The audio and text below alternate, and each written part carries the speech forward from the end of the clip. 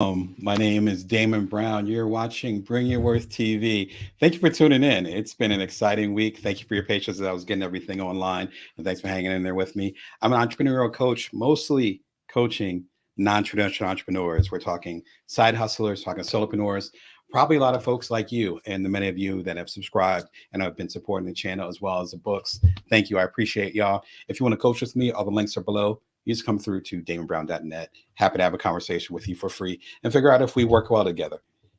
This is Bring Your Worth Show, coming to you every Wednesday at 1:11 p.m. Pacific Standard Time, Vegas time. I'm over here in Las Vegas. It's already starting to get hot, so I'm already starting to put on the summer wear. You see me this summer, I might be in a seersucker suit. Shout out to Tom Wolf. If I can get his words out of my mouth. Shout out to Tom Wolf. Shout out to all the folks down that had that New Orleans and in his case, Virginia energy. Shout out to y'all that were the pioneers. I see you, Truman Capote. Y'all are killing it.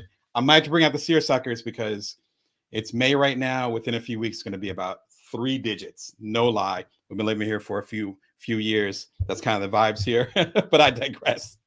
If you want to go ahead and catch all the good stuff on this channel, hopefully it's good. You can subscribe for free right at the link below, or just come to bringyourworth.tv. You have a t-shirt also at damebrown.net, as well as the mug. Always bring your worth. Again, speaking of heat, weather's been so weird lately, so it's starting to heat up, but it's cooling off now, but it's humid. It's this weird place I've been talking to everybody about. That seems to be the vibe across all of America. My latest book, the complete Bring Your Worth collection. I do mean the complete collection. Almost every single business book I've done in the past, 8 years. My youngest son just turned 8. The original Bite Size Entrepreneur, which y'all made a bestseller, thank you, actually came out when he was about 6 months old. Might have been less than that. Might have been 4 months old. There's a picture I have of him teething on the new book that just came from the press. If you have a 4-month-old, you know exactly what was happening. All the books are in there. 8-year journey that a lot of y'all rocked with me. Check it out. It's all available. It's really a gift to all of y'all who, particularly if you're new to the program or you're new to the Bring Your Worth work, talking about non-traditional entrepreneurs, whether you're a side hustle or solopreneur, and getting into emotional intelligence, which is subject today, as well as passive income and other things you can do to make an impact in the world with the resources that you've got. If you're new to this, I want to have some type of compilation so that you can catch up. And yeah, it's been a lot of material. I'm not going to say how many books there are.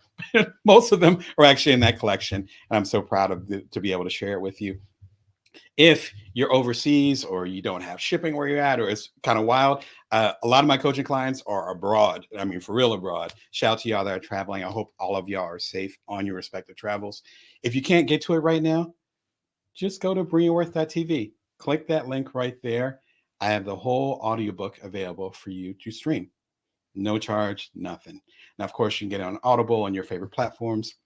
You can come to damebrown.net, get the t-shirt, get the mug, get a signed copy of the books from me.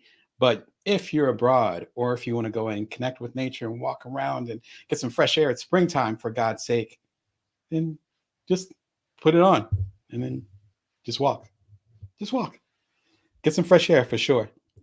And as I always talk about, I'm new to the platform called Moxie. Moxie is a political platform, but not a partisan platform. In other words, it is neutral. Here in America, in less than 6 months' time, we're going to have a presidential election. In fact, it might be exactly 6 months. You guys can do the math in the chat. Throw it in there. But I believe it's exactly 6 months. Might be from today. But it's the second Tuesday of November here in the United States. We have a presidential election. If you've been missing that, internationally, there's a lot of other things that are happening too.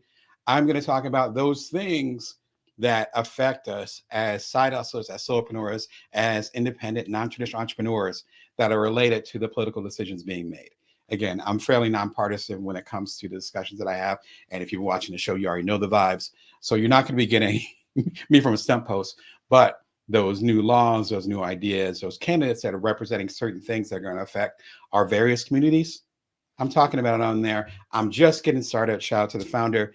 And there's amazing stuff that will be happening in the upcoming months. Get in right now while the price is what it is. Use the code Brown Damon. You get 60 days for free. You know, I left a lot of the social media platforms, and that was a big reason because it was so toxic. A lot of y'all can relate to what I'm talking about. This is ideally the antidote or opposite of that, because we still need to talk about these major issues. All right, today's show, Kendrick Lamar's Emotional Intelligence Power. I'm really into hip hop. You can see, I think the light is blocking it, but you can see barely. My man John Coltrane, we almost share the same birthday, so always felt kindred to him. He's in a session, and I think that's Miles Davis in the background with his respective horn. They're in a session, I believe, for Kind of Blue. It's definitely in Midtown Manhattan, somewhere in Manhattan. And then you got my man here, James Baldwin. I love the creative act, particularly when it comes from underrepresented communities.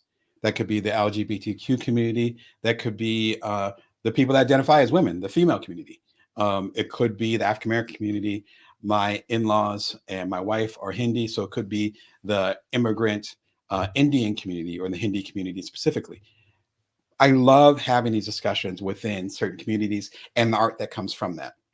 If you're part of my newsletter, it's free. It's at joindamon.me. The link is right below. Just joindamon.me. It's free. It'll take you 2 seconds to sign up.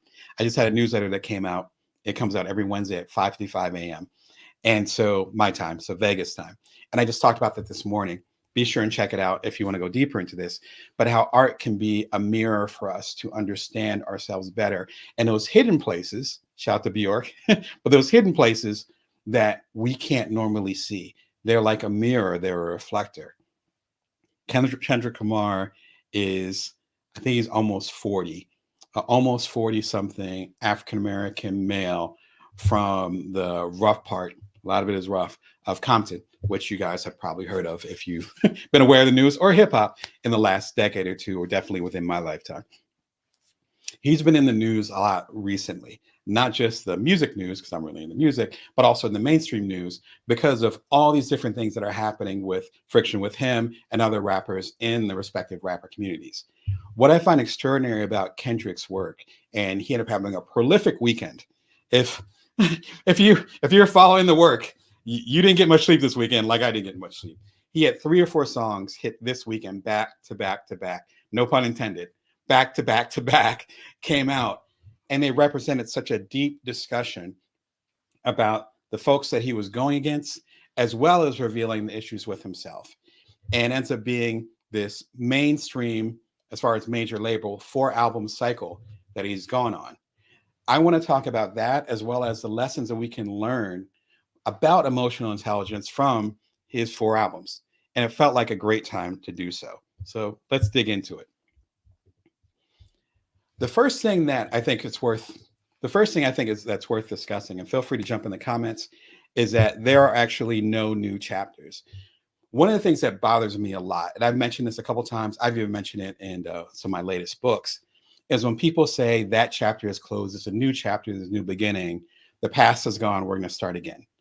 I don't believe in that. I've never believed in that. Even when I was a kid, I didn't go for that. And I must have been really young when I discovered that. Wherever you go, there you are.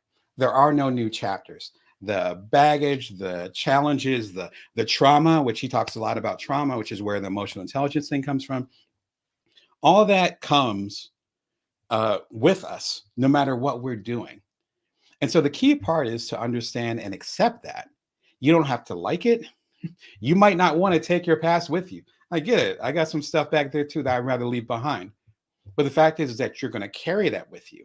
Once you understand that, then it becomes a lot easier. And that comes down to 2, I found, basic things. Let me go ahead and take the thing off here so I can I'm sure on my South Jersey roots, suddenly my hands are going. So in there not being no new chapters, my triple negatives are killed it today. There being no new chapters. Number 1, it's about you embracing the past. What actually happened? Until you face the past, then you don't know what stuff you might be processing, what stuff might actually be holding you back. You don't know. It's unclear. You don't know what's happening with that. So you have to go back into the past and dig into that and say, okay, what exactly happened? What are my feelings about that? What is that trauma? Oh, and then you start to connect the dots and be like, oh, I don't trust these kind of people because it reminds me of this thing that happened once when I was a kid. I'm still carrying that with me. And then it becomes find the gems. What stuff do you want to carry with you? And what stuff don't you want to carry with you? What stuff do you want to carry with you? What stuff don't you want to carry with you? So number one, there, as far as there being no new chapters, first you have to embrace the past. You have to face it. We tend to put things away. That's just human nature. But that stuff doesn't go away. As I talked about in a previous episode, I'll throw the link below. When it has to do with our shadow and those things that we don't want to look at, it actually can come down to it being at the wheel. There are things in our past that we haven't faced yet, but they're actually subconsciously, shout out to Carl Jung, are helping us make decisions or not helping us make decisions in our current life. In other words, you have to go backwards to go forwards. And the second part is to find out what the gems are. There might be a lesson from that family member that created so much trauma for you, but there could be one gem in there. You don't have to forgive them per se, but that doesn't mean that they are wrong all the time, right?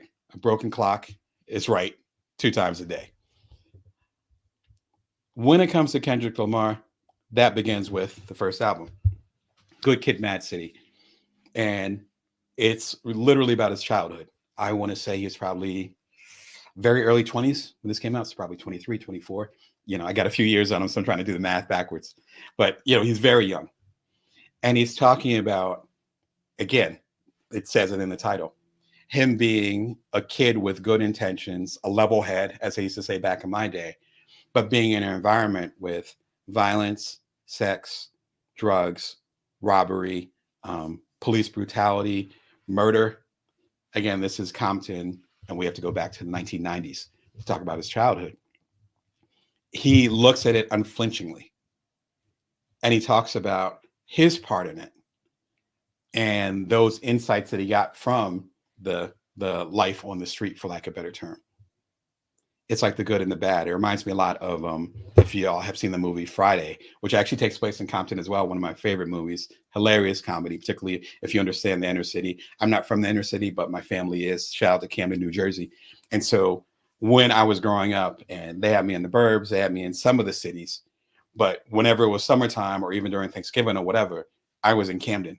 And so I'm familiar with those environments. My cousins are from the environment. Shout out to all of y'all. I love y'all. I miss y'all. I have to get back to the East Coast soon. So when I saw Friday, I was like, oh, I was on the East Coast. It's a West Coast movie, but I was like, this seems familiar. And all this stuff was funny because I remember some of that from my childhood and or living vicariously or being really connected to my closest cousins and my uncles and all the other stuff and seeing that kind of energy, even through my mother, who was raised there. A thing like Friday couldn't have happened unless Ice Cube and F. Gary Gray and other writers and creators involved, Chris Tucker, didn't see the humorous side and the beauty of being in a poor, rough neighborhood. But it's one of the funniest movies I've ever seen to this day. But you got to accept all that to actually find the humor in it. That's the gem. And Good Kid, M.A.A.D City has some very dark tracks and also has some skits on there, other things that are ridiculously funny. This album came out, I want to say, 15 years ago. I can look it up. You guys can look it up. You're more than welcome to. But I think it came out 15 years ago, and it still is relevant today. This is, again, a kid, a very young adult, who's making peace with his past. The way it's done is masterful, mostly because he takes responsibility for the chaos that he created. And he also understands, as far as M.A.A.D City, that it's the entire environment and every individual in it who's creating the chaos, because a lot of them are in a place of pain. My recommended track on here would be Dying of Thirst. Don't Forget About Me. I think that's the second half of it. It's an 8 to 9 minute masterpiece. I don't think there's an official video for it, but be sure and check it out if you are going to grab his album. If you want more context, and you might be like, Damon, I don't know what you're talking about as far as like the Black experience and being in the hood and all this other stuff. That's okay. That's okay. That's okay. As my family and I joke about, my friends and family are like a Benetton ad. Shout out to you if you remember the Benetton ads, where they're all from all over the place. Again, I have immigrants in my family. I got folks, but whatever. So you might not understand the experience. If you want to go deeper, I highly recommend the book Black Food by Bryant Terry. Shout out to Bryant. I hope you're doing fantastic. It's such a big book. This is a heavy book. This is probably 6 pounds. Woo! It's a big book. It's a big book. It's all about the African American experience, and a lot of it is connected to nourishment.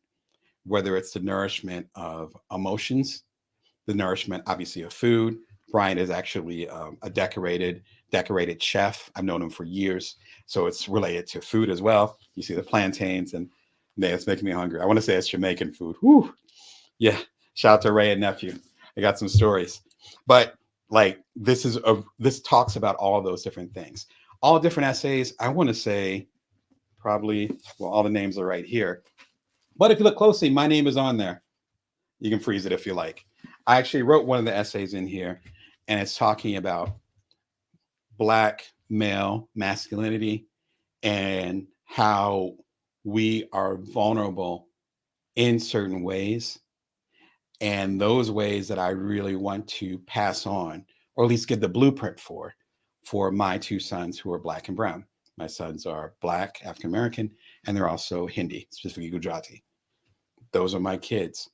What did I want to pass on to them? That's what the essay is about. All of them have a very similar energy. So if you want to understand a lot of stuff that he's talking about in Good Cat, Mad City, and whether we're urban slash suburban kid like I am, or it's more like Kendrick's experience where it's like he grew up completely in the hood, as we call it, or ends up being a blend of all of them, which a lot of us are. As I said, there's a lot of slashes in there. Then this will help you put your arms around that experience. And the emotional intelligence component, again, is understanding that there are new chapters. So when my hands start moving all over the place, when I get really excited, when I get loud, which I'm generally not a loud person, but when I get loud, respectfully, that's South Jersey. That's Camden. Shout out to Camden. I would give the cross streets, but I want to give my family's info out. But like that corner, like that's straight from that corner. And that's the energy that's coming from there. That came from when I was a little kid. I haven't lived in Camden for a very long time, but that energy is still there because that's part of my childhood. Just as much as with some of the conflict and issues that Kendrick has coming up recently, and all the music's come up to address those things. Again, you just do a Google search and get way deeper into this. That energy from Compton is coming out. But if he didn't make peace and realize that there were no new chapters, he'd be really confused right now, which frankly, some artists are really confused right now as far as trying to show their true selves, but not being sure who that true self is. If you don't know who your true self is, then that might mean that you're running away from that past, or you're not accepting that past that helped inform who you are. That is my sermon on that. One of the reasons why I'm doing the live today, there's two reasons. One of them, shout out to Making Media Matter. We actually had a brief conversation on one of the recent videos I did about Kendrick's emotional intelligence. Very short video. I have the link right below. It's literally 45 seconds. And they replied and they were like, hey, this is actually similar to a video I was working on, but I was going to do a long form video talking about Kendrick and how he was handling different things with the stresses and with the creativity that's coming out of being in these stressful positions. And I was like, I can't wait to see it.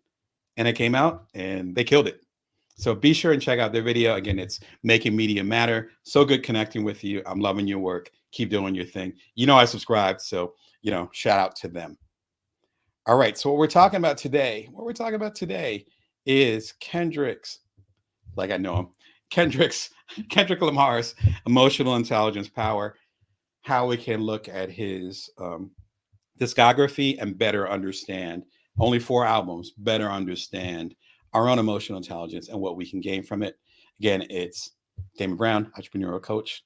I keep on saying entrepreneurial coach to the stars. There are some stars out there. You're all stars, but there are some popular people out there that are, that I'm proud to be behind.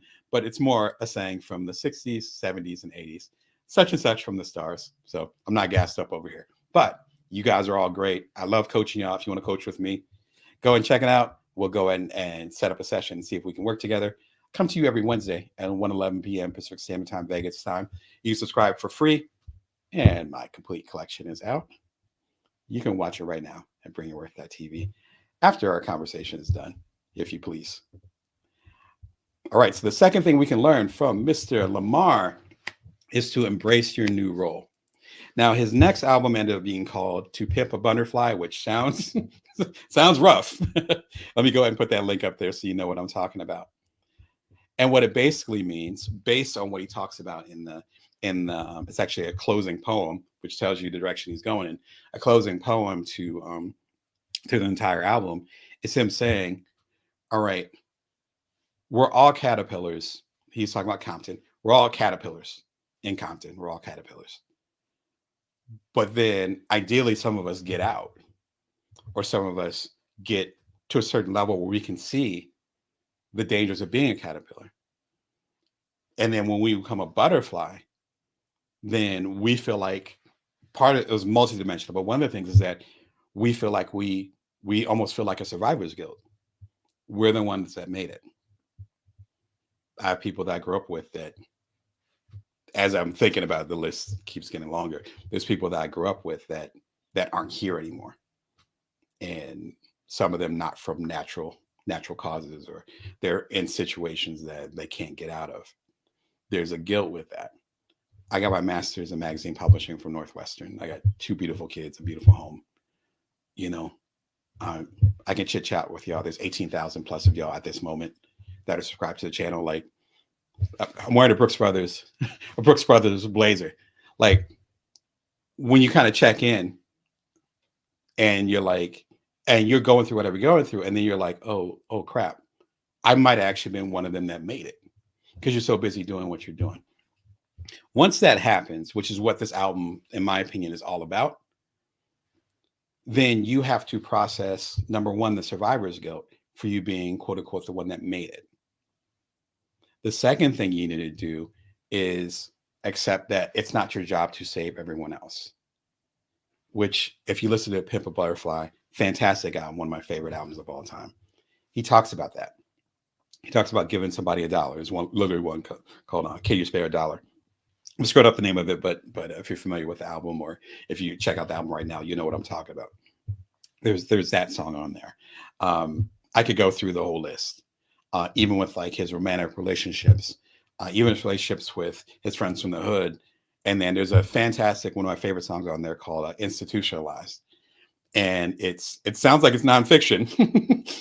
It's a story of his friends being fresh out of jail, and Kendrick is invited to an award show, or he's there to get an award, and he hooks the homies up, gets them suited and booted, as they say, got them clean, paid their way to come there, and then they just started wilding out.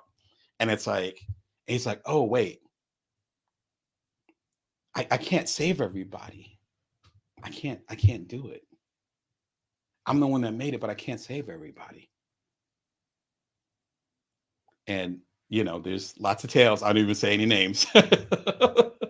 If you're around in the 90s, you already know the direction I'm going in, where amazing people in the hip hop community, people that are making millions of dollars, that try to go back and save everybody. And then they end up being the ones that claim bankruptcy. They end up being the ones that end up on the street. They end up being further back, kind of like the lottery winners, who a good percentage of lottery winners end up being bankrupt or in debt or in a worse place than they were before they won the lottery within like 3 to 5 years. You can look it up, the statistics. Same type of energy. This album talks about that. There are two things you can do from an emotional intelligence standpoint to process this idea of the new role. The first thing is, as transition experts talk about, shout out to my mentors who have talked to me about that. Transition experts talk about, there's something called the messy middle. So you're at where you're at, but you're not really happy there, or you want to do something else. You want to go in a different direction. And then, of course, is where you want to go. Between the two is a messy middle. I talk about that in my book, Career Remix. I have it somewhere over here. There it is. I talk about it in my book, Career Remix. And one of the things I talk about is it being comparable to you being on the shore, and there being an island that you want to go to, or another shore in the distance that you really want to get to. You have a strong idea it's there. You might not even be able to fully see it, but you have a strong idea it's there. And then at a certain point, you have to leave the shore. And there's always going to be a point where it's too far to go back, and it's too far to go forward. And you have to make a decision. That's the messy middle to me. And it's either you're going to roll back like Walmart prices, or you're going to push forward, not in a negative way, but push forward and actually allow, to go with the metaphor, allow the chrysalis to form and go from um, a caterpillar to a butterfly. At a certain point, you have to make that decision. That's with any transition. Sometimes it's easier than others, but we always have to have that moment where it's like, I am going to go forward.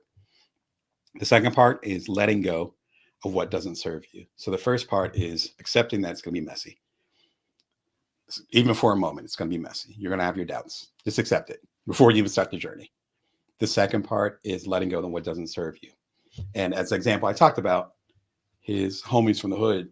Some of them, I'm sure, have adapted and are supportive of him, whatever, or doing their own thing. And then some of them are going to be exactly where they are. And there's no amount of money, no amount of acclaim, no amount of Grammys that will help him get them out of where they're at, because that's a choice that they have to make. That is emotional intelligence, my friend. That is emotional intelligence, which, again, shout out to Kendrick. He breaks it down amazingly well.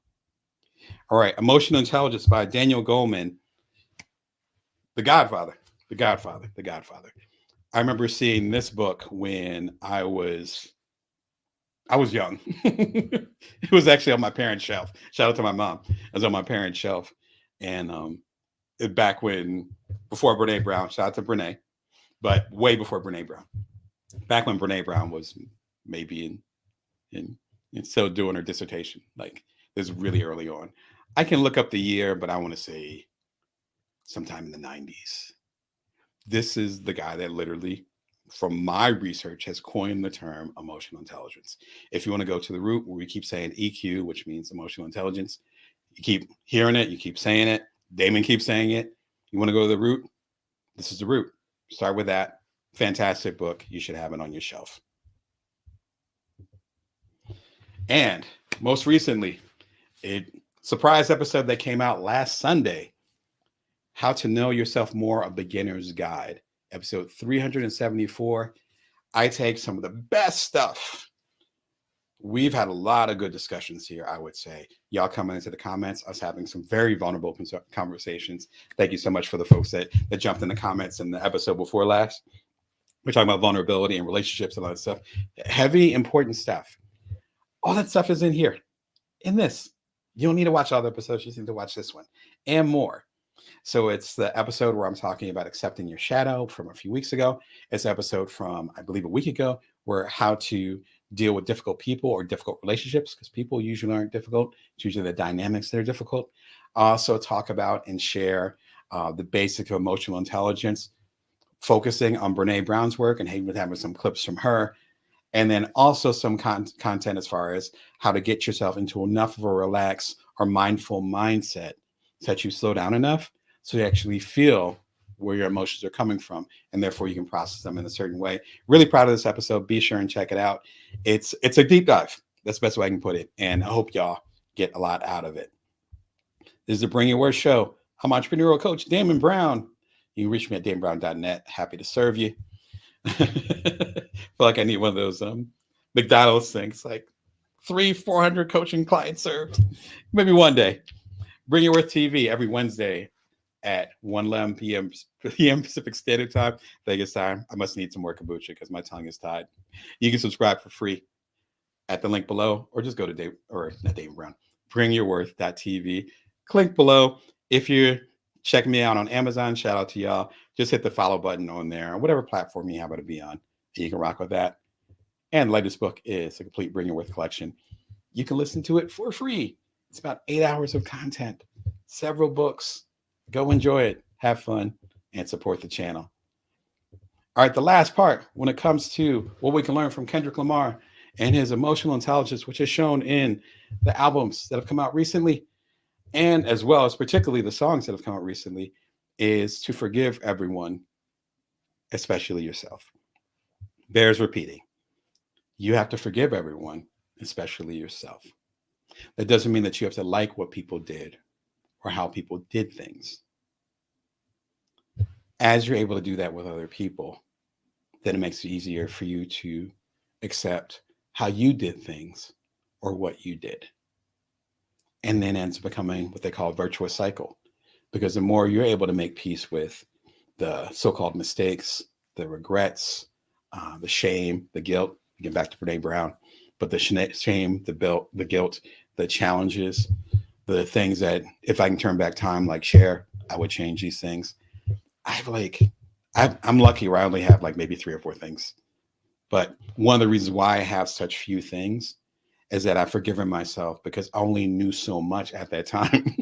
The reason why I know better now is because I went through that and I learned to do better. Kendrick goes through this a lot. First with the album, which I believe is the one that won the Pulitzer, if I remember correctly. Please feel free to correct me in the comments. His album called Damn. Shout out to the curse words. If you watch the show, you know I like to curse. If you know me in person, you know if you coach with me, let's be honest. I'm not a PG coach. Let's keep it real. Because sometimes you have to keep it realer than real. He's keeping it real on here. This fantastic album is him making reckoning with all the dark sides of his personality, what they call shadow work. This was the first half of that. We didn't realize it was the first half. There's another album after this, but it was the first half of that. And each song, I want to say it's 12 songs. Each song is named after a particular trait. So one is called Blood.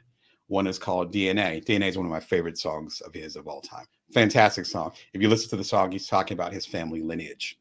It sounds like it's a song where it's just hype, you have your shoulders going. If there wasn't a copyright thing, I would totally play the song right now, but you can find it easily. Just look it up on YouTube. It's DNA. It's one of the most popular songs of his catalog. Check it out. Fantastic video too, by the way. His video is stunning. Amazing video. It's heart stopping. It's like 4 minutes long. Please check it out. If I would have been thinking straight, I would have went in and put in the links, but you can find it. Just look up Damn DNA, Kendrick Lamar. I spelled it for you right there. Each song is talking about a different aspect of his family lineage and how his mother and his father, and going back to his uncle, and there's a lot of stories there, they all make up who he is. And so even again, I think the song DNA resonates with me in a certain way just because there's 2 different types of DNA, right? There's the DNA that quite literally the scientific DNA where it's like, okay, my 2 kids look like me. They have my forehead.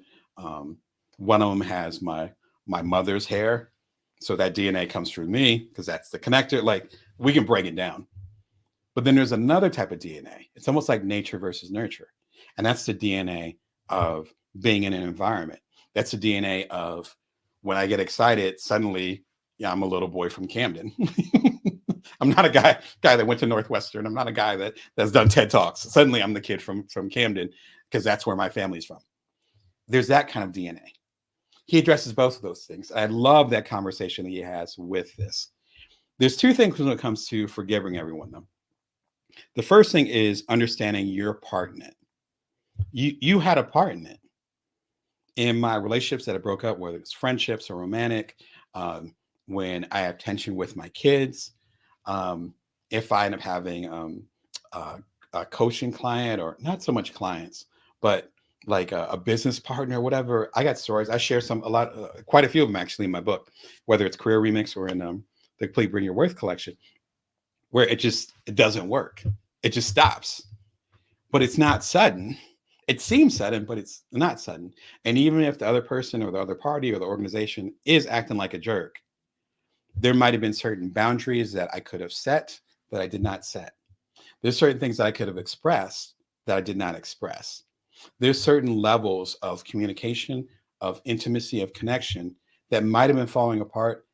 And I played 50% of a part of it, even if it is an organization. And I got stories. But even an organization, as my mentors say, even an organization is an organism. That in itself is almost like a person. It's almost like a body. It's functioning in a certain way. Everyone has their role. Someone is the heart. Someone is the kidneys. Someone is the lungs. Someone is the brain, et cetera, et cetera. And it goes from there. My whole point is that no matter what those situations are, I know I played a part in it. It can't just be one person running somebody else over, one organization taking over things. There could have been certain things that you could have done to prevent it from happening. That doesn't mean you beat yourself up. You want to make sure the scales are balanced. It doesn't mean you beat yourself up. It means you take responsibility for and reflect enough to know what parts you actually played a part in it. So know the part that you played a part in it. With my business situations or personal or intimate relationships that have fallen apart, I know I played a role in them. And it's like, okay, And the power in that is, number one, you're able to have your understanding and your ownership of the situation. Number two, it actually empowers you because you realize you played a part in it. You're not the victim. We rarely are. There's situations where we are purely a victim, but most of the time we are not. We actually do play a part in it. And number three, we're able to balance it out so that the next time we're in a similar situation, we know perhaps the negative or not so wise decisions we made when it didn't work out the first time. But without that reflection, we don't really own what that is. And then the second part, which is actually a big part of the Bring Your Worst show, is ideally passing on that insight to other people. Kendrick in Damn is able to talk about these really intense topics. And particularly with the last album I'm about to bring up, he's able to talk about these intense topics because he's actually done the processing himself. Otherwise, he wouldn't be able to address things. And with the drama and controversy that's happened with him against other rappers over the last week or two, so many things that he said, and Making Media Matters talks about this again in their video. The link is below if you missed it at the top of the show. Is that he wouldn't be able to have these mature level conversations about other people's roles, about how other people were showing up, about how the greater whole shows up if he didn't do that inner work himself. If you don't do the inner work, then how are you going to be objective enough to talk about anything or anyone else? The secret is you can't. The danger in that is that you might feel like you're being objective, but it could be that stuff from the past that you're not dealing with. It could be the survivor's guilt. Going back to number two, it could be the survivor's guilt that's really talking, but not really your sense. It could be you not forgiving yourself or other people, and you carry that burden, that weight. When you don't forgive somebody or something, you're the one that's carrying the weight, not the other person. We got it twisted. When you forgive something or someone, you're letting yourself off the hook. I've had some rough stuff done to me, straight up. So I'm not speaking, again, I've been through some of this. So I'm not speaking from some abstract thing. It's like, no, you see the gray hairs. I've been through enough stuff. And forgiving someone or something, if you're capable of doing it, at least to a certain extent, or to look at it like a spectrum, you're going to forgive them 60%, but you can't forgive whatever you can do. You're actually letting yourself of that, letting go of that burden yourself. That albatross for you is getting off your neck, not for them. And there's been so many beautiful stories where people have said sorry to me. I've heard other people say sorry to other people months, years, sometimes decades. I wish I was making this up. Decades after some trifling stuff happened. And going back to my East Coast roots, after some trifling stuff happened. But by that point, that person that was given the apology had already forgave them ages before. Imagine them holding that weight for months, years, decades of, I hate this person. This person did this to me. I'm going to carry this. I'm not going to let them forget it. Who's carrying that? You are. One of the most powerful things I ever heard from a therapist, I said, that person owes me an apology. And the therapist said, what if they never give it to you?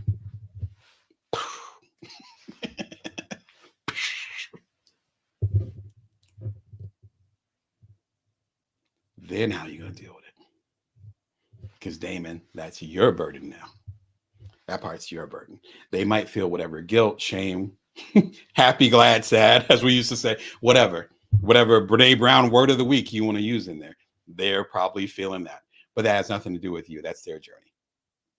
Your journey is, are you going to forgive them or not? And thank God I did. I'm not even going to tell the end of the story because they could have said sorry. They could have not said sorry. Kind of didn't matter because I'd already forgiven them. Powerful stuff. And that's insight. I didn't plan on going there, but that's where we're at. That's insight that you can pass on to others, ideally, when you're able to do some of that deeper work. And deep work he did do. Man, His last album came out about a year ago. Double album, Mr. Morale and the Big Steppers. It might not make much sense to you once you listen to the double album. You'll get it. All the links are below if you want to check out his work. Please support his work. It's fantastic. That's one of the reasons why I want to highlight him in this episode. Deep. Now, Damn, I believe, like I said, was the one that won the Pulitzer Prize. This came after that. And it's like, damn, to the next level. Again, I said it's a double album. So like twice as much content, twice as much music. And he's talking about sexual abuse in the family. He's talking about how he deals with racism, not towards him, against others. Right? So everyone's talking about, oh, people are racist against me. No, he's talking outside. Deep stuff, heavy stuff.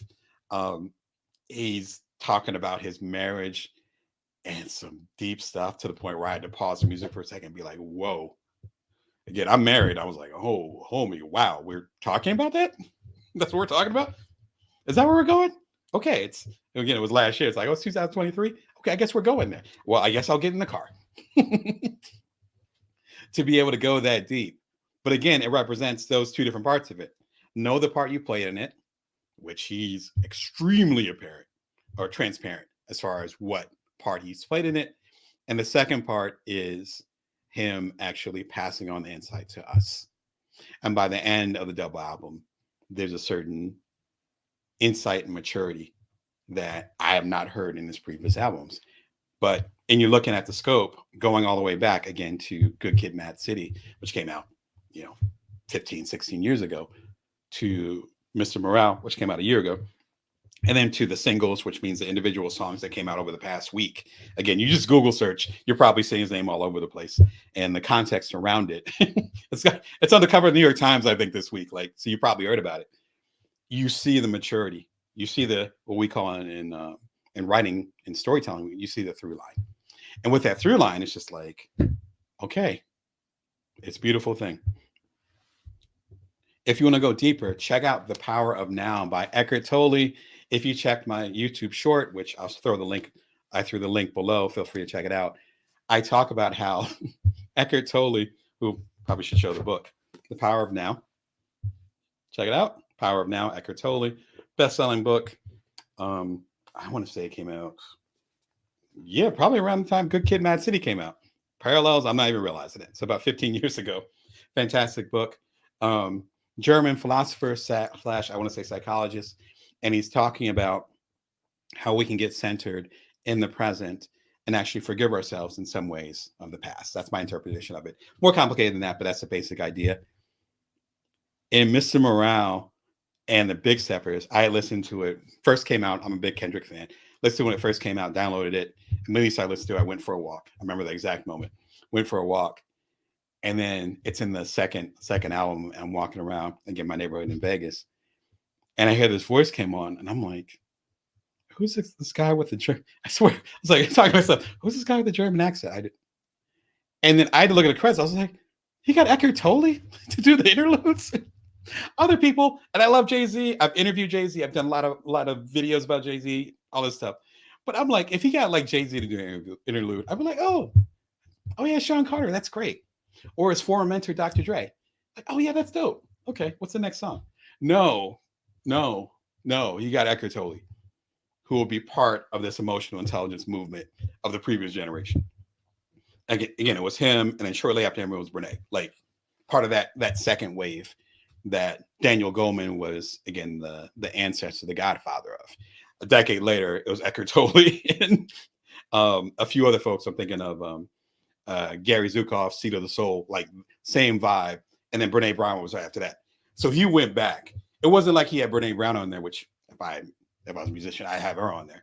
But I try to DM her or something. But it's like, he didn't do that, which I would be awesome.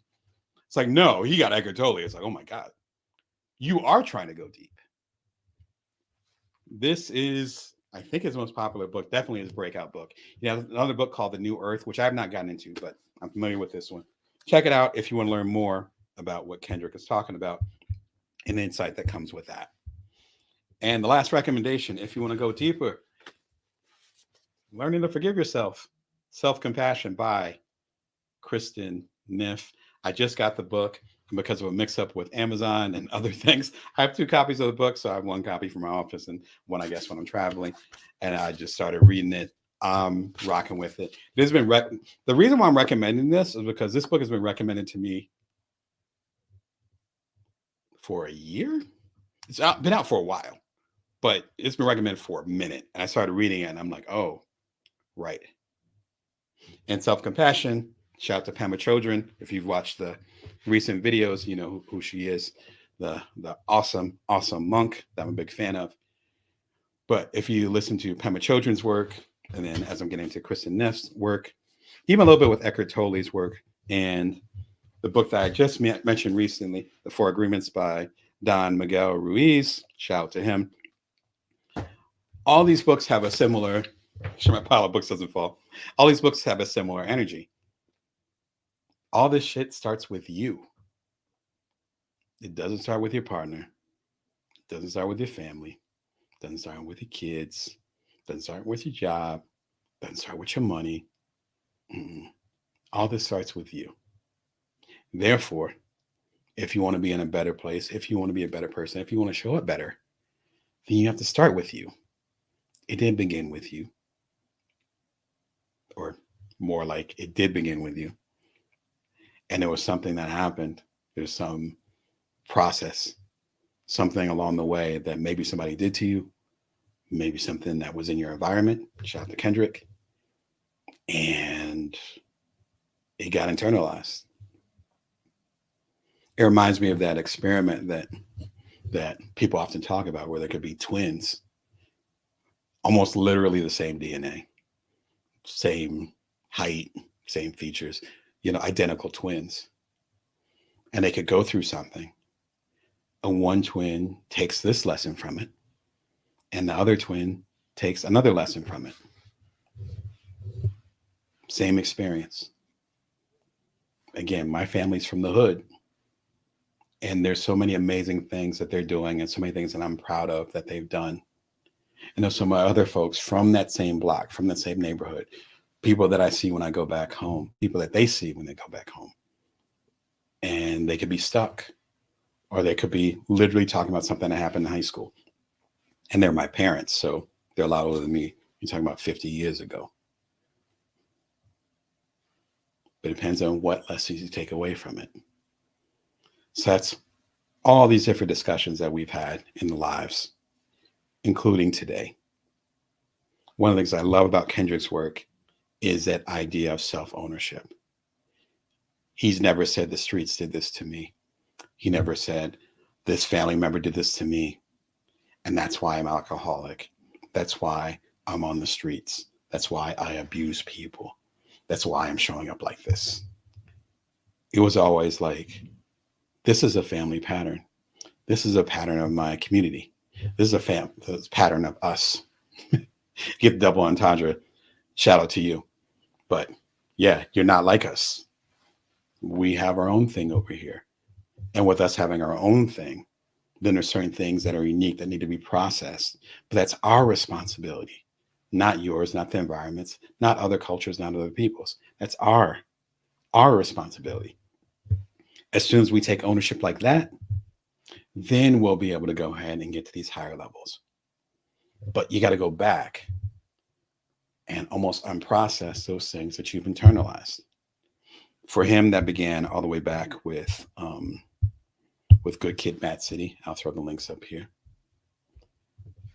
And him beginning to recognize, getting just objective enough to see some of the toxicity in his environment. To Pimp a Butterfly, which has to do with survivor's guilt, which I think he literally uses that term in the album, dealing with survivor's guilt and realizing he can't save everybody, but his job is to be a symbol for his community and support the ones that actually do want to move forward, because not everybody does. Then with Damn and accepting those things that are part of his DNA, part of his family culture, and realizing that he's going to take that with him no matter how many Grammys and Pulitzers he gets. And lastly, Mr. Morale and the Big Steppers, where he's basically saying, look, I'm almost like Mr. Jekyll and Mr. Hyde. And there's so much negativity and so much growth I still need to do.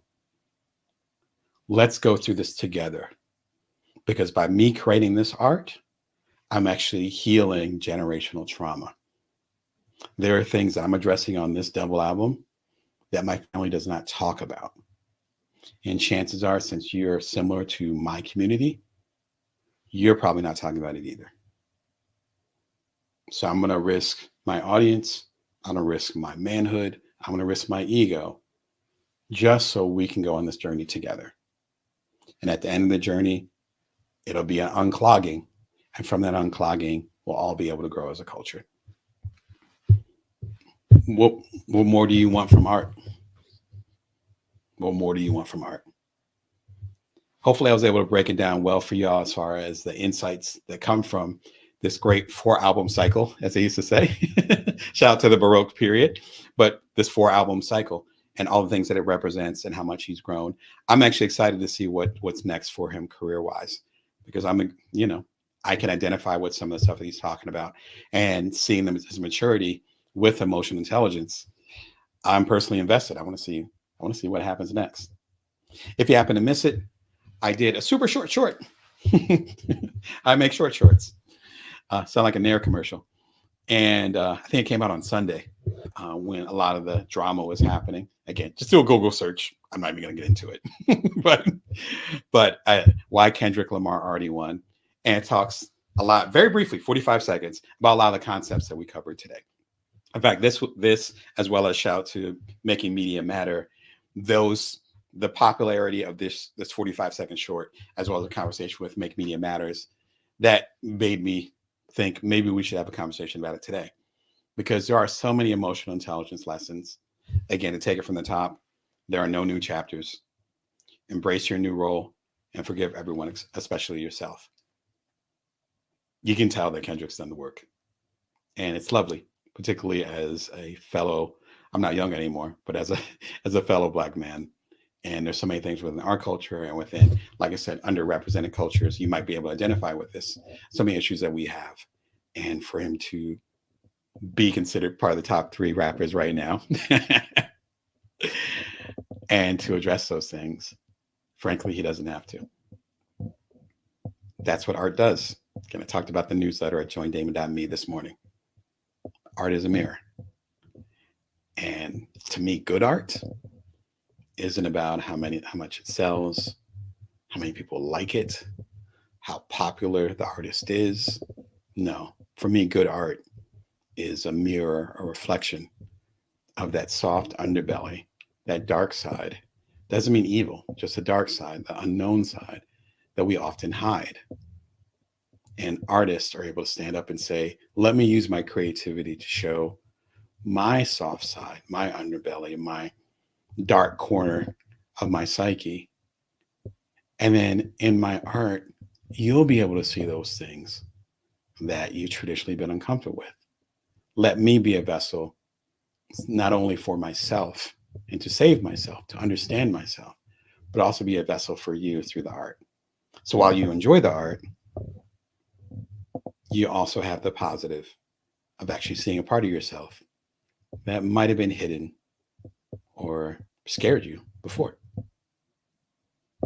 If that's not what art is, I don't want it. Anyway, thank you for coming through. My name is Damon Brown. I'm an entrepreneurial coach of non-traditional entrepreneurs, side hustlers, and solopreneurs like yourself. Come through. Happy to go ahead and coach with you, see if we are a good fit, and then see what we can do. You go to damonbrown.net to check it out. Bring Your Worth show every Wednesday at 1:11 p.m. Pacific Standard Time, Vegas time. You subscribe for free. And until next time, remember, you can always bring your worth. You can always build from now. Take care of yourselves and others.